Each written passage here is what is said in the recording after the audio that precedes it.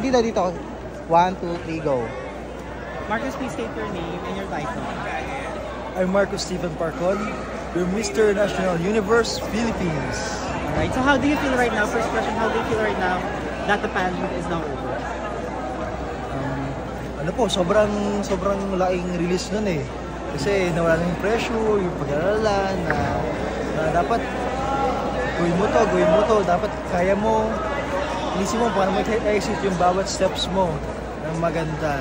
And I'm also feeling excited kasi nandun na ako for the international. See you, Thailand! Alright, second question. So we know that you went on a very strict diet. So ano yung first thing na kakainin mo tomorrow? Right after na yung the pageant's na over. So ano yung first thing na kinikrave mo? For Coach, siguro naman pwede mag-street foods, no? Street foods. Nakakamiss. So, fishball, calamares, kwek-kwek. Yes, kwek-kwek. Alright, third question. So, ano daw yung preparations now that you'll be competing internationally? So, ang gagawin ko mong preparation is, syempre, natuto na ako nung sa Batangas ko na hindi masyado na-apply yung yung consistency and discipline for the nationals. But I'm still given a chance, so gawin ko mas better.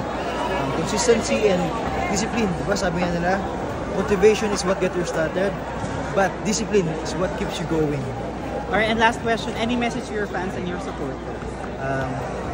Guys, maraming salamat sa inyo. Dahil sa inyo, malabong makamit ko to. Kasi every time na nanghihina ako, na nawawala ako sa track, sa focus, kayo yung nagiging way ko. Diba? Pag nakikita ko nandiyan kayo, it's bigger than me. Diba? I'm doing this for you, para sa Pilipinas nga. Thank you. Thank you so much, Marcus. Sawadi ka. Sawadi ka. Good luck sa international. Sawadi ka.